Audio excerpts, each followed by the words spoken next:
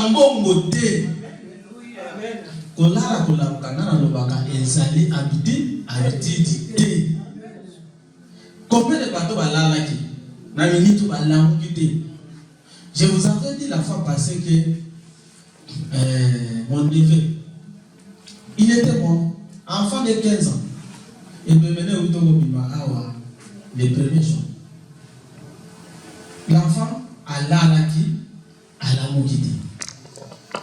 Maintenant, c'est là où vraiment, à ceux qui faisaient la passion, j'étais vraiment très fâché, en colère contre mes parents. Si j'étais dans l'Aniana, moi, la les mêmes mardis, l'amour qui les mercredi, moi, je la mouille, mais à zone décidé.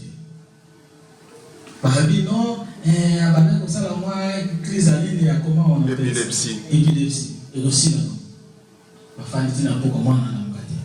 Il fallait pas que moi, on va qu'il y ait un hôpital, rien. Par là, j'ai dit, moi, on a la mouille. Je crois que le même mercredi à jeudi, ma béni n'a été béni. Bah, il y a un samedi, tu as commis déjà 13 ans. Ah, oh non, on va comme moi à l'hôpital exact. Na bi boaba ndoki. Boza peza ba ndoki boaba diabo. Mbongo exact, mais fallait qu'on défate. Après qu'on bénina.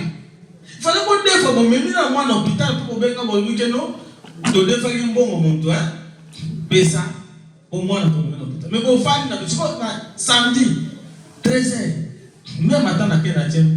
Na wesel bino boko sa soute pour wesel non na kisate ka amaduze bon na bi bon ngana okene dimanche na église avant na comme l'église na botambo na wesel lundi bango bozo mo memo na hôpital et le dimanche na bonga minga wana lokola petite na zaka velo na pona ya na kit le grand frère na benga la bitika na mwana kofi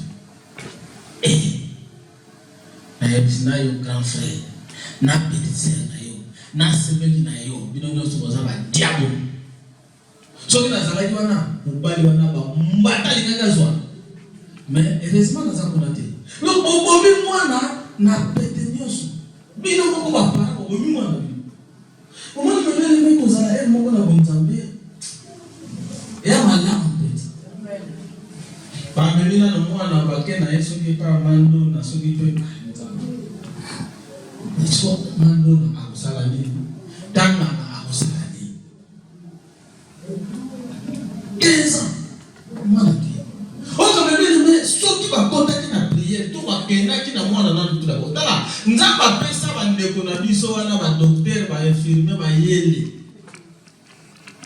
eza kaka teke oui mutu akoki kobika to yele l'église to prier abiki eza na bakambo susu bomemi na hôpital médicament oya kozwa boye to bondeli nzamba kopambola médicament nyonso to oya melaki posa ni po aguérir mais bino même pas na hôpital même pas pour basali na nzambe boke pa mandolo catégoriquement mwana basali na utambola ki pa banga oui mwana kokende donc boke kamba bino moko mwana na pete nyonso to na facilité parce que kala tomi kosa na toza famille moko to kolianga te soko za na Yesu te ba koleka yo.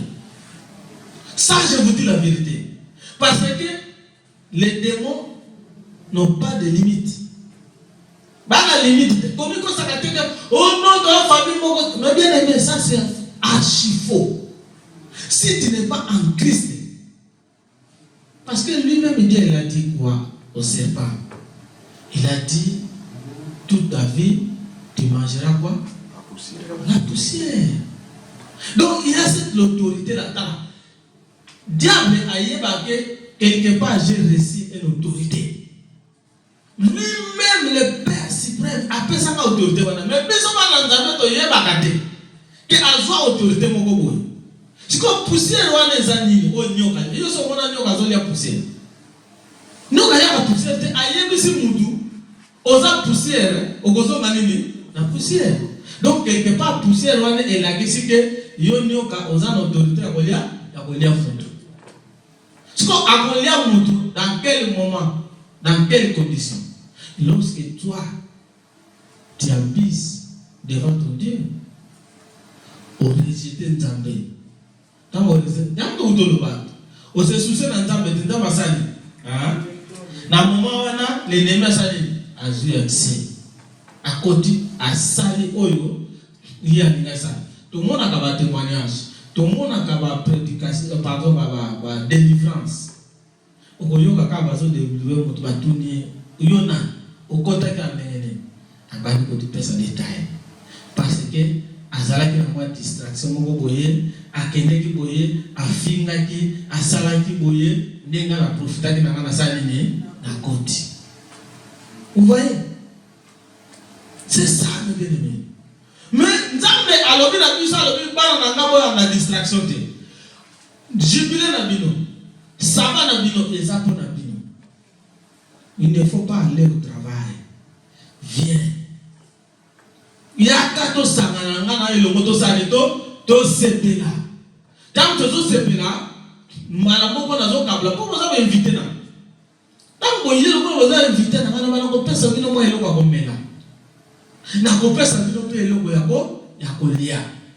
Aucun comment on appelle ça? Mouton invite on l'appelle qui? On a invité bino, on a seconde azat. Hôte. OK. Est-ce que lorsque tu es dans la fête et vous avez vu des gens qui ont dans la fête, va passer le courrier. Attends, mais va passer. Tant que tu es dans la fête, va servir le biso. Va quoi servir biso comme on a va bien va manger va majorité ou quoi moi je ne sais pas. Va serviteur, va servante, voyez. Tu veux boire quoi? Tu veux quoi? C'est ça. Il demande comme ça parce que par exemple un service il y a qui? Il y a un à ça ici fait. C'est la même chose. Lorsque nous venons à l'église, tu y es en fête et en tamé. Éternel est là à faire la trône. Maintenant, il envoie qui? A envoyé docteur, envoyé Oli. Abi, il faut servir maintenant. Moi, avec les docteurs, on fait quoi? On vient, maman bébé, tu veux manger quoi? Tu veux boire quoi? Papa Benjamin, tu veux boire quoi? On a besoin de ça. Ça, c'est notre service. Nous sommes tous en train de servir. Ah, on lui dit les cas, on est servir les cas. Si vous avez un boy na yo, on a les cas de bleu, on a mis les amatis na wana. Biso ça, tous sommes na biso na plan na biso. Si vous acceptez, c'est bon. On lui dit na yo, on a un problème na yo. Mais il va garder tous en fête. Fête moutinio surtout azozo parle na yé. Pour asalami, les bounaye ezala, ya govimba, apikle azasuna, anzalate. Tu connais yo olinga ko zala mfamel. Ça c'est ton problème. Mais ce qu'on y a et pas Christ. Christ est à côté ça yo nzo tonaye. À côté ça yo peut makila. Makila eza drink. Nzo tonaye eza kolia. C'est ça mon bien-aimé. Oazana mato ko yoka. Oazana motema ko ndima. Andima. Okolo Yesu apambola biso.